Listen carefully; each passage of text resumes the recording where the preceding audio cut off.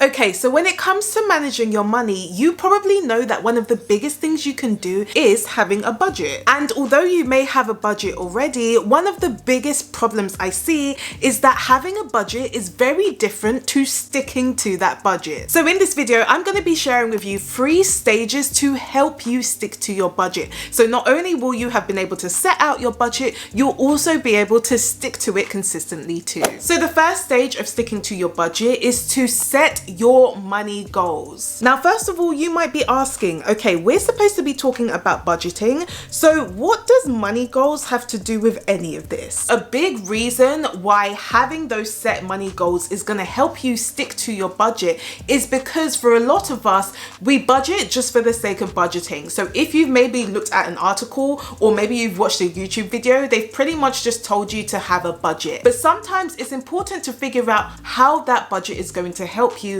and why it's going to be important for you. So rather than just budgeting for the sake of budgeting, you want to use that budget as a vehicle to help you work towards your financial goals. And so if you don't have those financial goals in place, well, then you probably will question the point of your budget. And although it sounds really simple, it's actually very game changing. And I say this because whenever I'm coaching women on their finances, they think that the first thing that we're going to be doing is just having a look at their budget and plugging all the numbers. Whilst that is going to be really important and it is something we go through, one of the first things I get them to do is almost do an entire roadmap based on their financial goals. So really thinking about what they want to achieve. It could be long term, so things like financial independence, where you're able to not have to trade time for money, or it could be short term, where they're trying to save money for a car, emergency fund, or even a holiday. And the reason why I focus on this area so much is because when you start to think about your goals, you will start to see your budget differently. And this happened to me. So when I started thinking about paying off my debt, saving up for emergency funds, starting to invest so that I could work towards financial independence,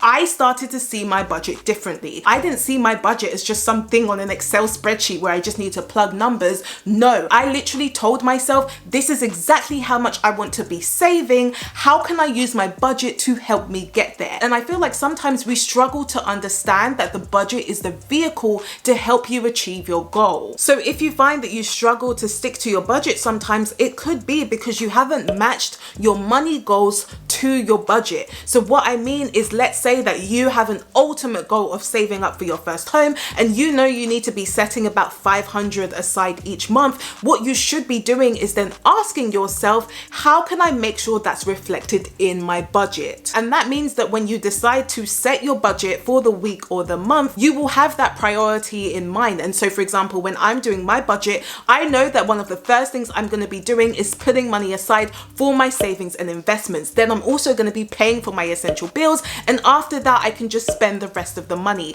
The reason why I'm able to stick to my budget is because I have already prioritized my money goals. But if you haven't done that already, it's going to be difficult to stick to your budget because number one, you won't really know what you're working towards, but also number two, it may not be important for you. So if I'm not working towards anything, would I really want to have a budget? If the only thing that I just need to focus on is my essential bills, I could literally do that without having to set a budget. So really take the time to think about your financial goals. For example, when I first started budgeting, one of the priorities I had was to pay off my debt. So I wanted to save some money so that I can start working towards overpaying on my debt. So what I did is use the budget to help me figure out realistically how much I could then set aside in order for me to overpay on my debt. And once I then prioritized that, I was able to spend the rest of the money. And with the help of my budget, I was actually able to pay off my debt in 18 months. So don't miss the power of knowing your money goals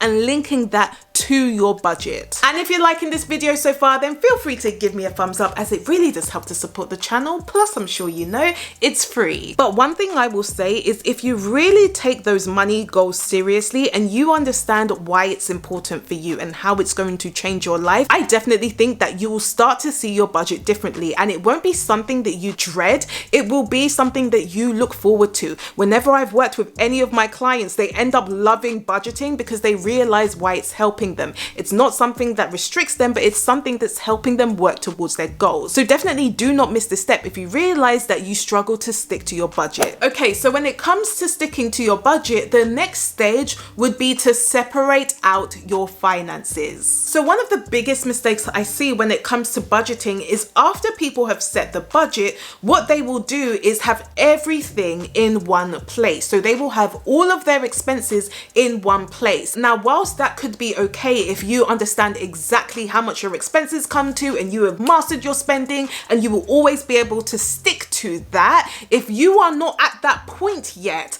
I would highly recommend that you separate out your finances. And the reason why I say that is because you don't want to get to the point where you start spending all of your money, but you forget that you have like a direct debit that you're supposed to pay at the end of the month and you don't have any money to pay for it. So maybe you end up dipping into your savings, or maybe you even end up going into debt. So if you do want to avoid any of those scenarios, I would personally be separating out my finances. So now you might be asking, okay, Auntie V, well, how is separating my finances gonna help me stick to my budget? And of course, I'm gonna tell you how. So one of the reasons why separating your finances will actually help you stick to your budget is because you will have the ability to adapt your spending as you go throughout the week or the month, helping you to stick to your budget. So let's say, for example, you just have the one account, and in that account, you have your income coming in, but you have all of your other expenses going out. So including your essential bills like rent or a mortgage, utility bills, your mobile phone contract,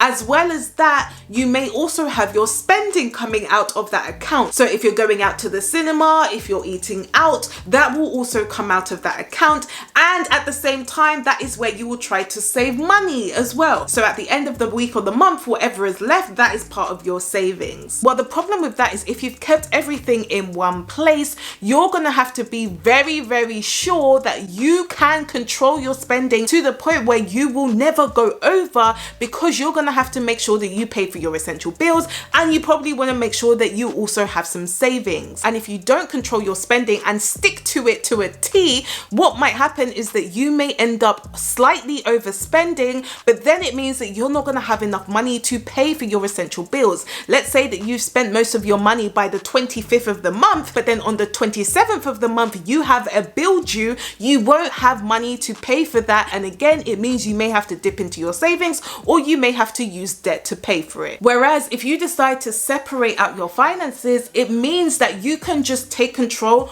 of one area. So for example, in my case, when I first started learning about money management, what I decided to do is, number one, have a separate online savings account different to my bank. So as soon as I got paid, I would put money in that savings account. Then what I would do is I would have one main bank account. So that would be the account that my income would come in, but that would also be the account where my essential bills would come out of. So things that I know that I have to pay for, whether I like it or not. After that, what I would then do is, once I got paid, I would transfer some money into a separate spending account. And so this account was dedicated to my spending. So even if, let's say that I spent too much on going out to a restaurant, I would know that I would have to adapt how I spend the money for the rest of the month, but it wasn't at a detriment to my essential bills or my savings. What that meant was that I had much more control over my budget because I had everything separated out. My savings and my essential bills were already taken care of. All I really needed to focus on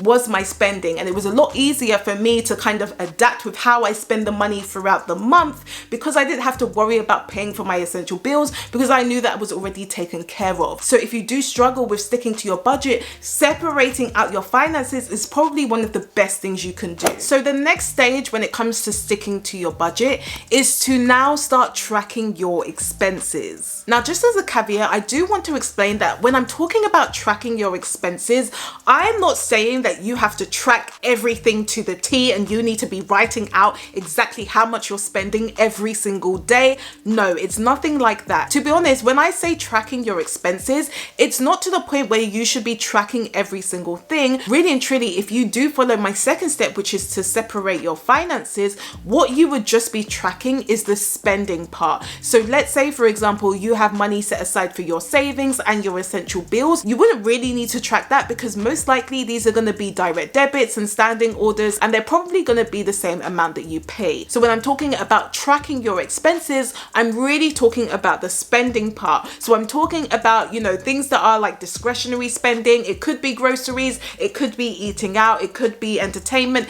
anything like that. That's where tracking your expenses can be useful. And when you're tracking your spending, it's gonna help you adapt as well. And so linked to the point that I was talking about before, let's say that you have set your budget for the month. If you find that towards the end of the month, maybe you spent a bit too much on one area, you could decide to then spend a bit less on another area. So as an example, let's say that I spent a lot of my money going to the cinema. What I might say is, because I spent most of my money going to the cinema, I want to dial down how often I go to the restaurant, or maybe instead of buying like a 3-course meal in the restaurant, I may just buy a main course and be happy with that. So I'm allowing myself to adapt how I go because I'm tracking my spending. Now at this point you might be asking, okay, I can track my spending, but how long is that gonna take? I can't be dedicating a full hour every single week just to track my expenses. And depending where you're from, that doesn't need to be the case. I remember one of my clients was always so stressed because she would be trying to track all of her spending on a spreadsheet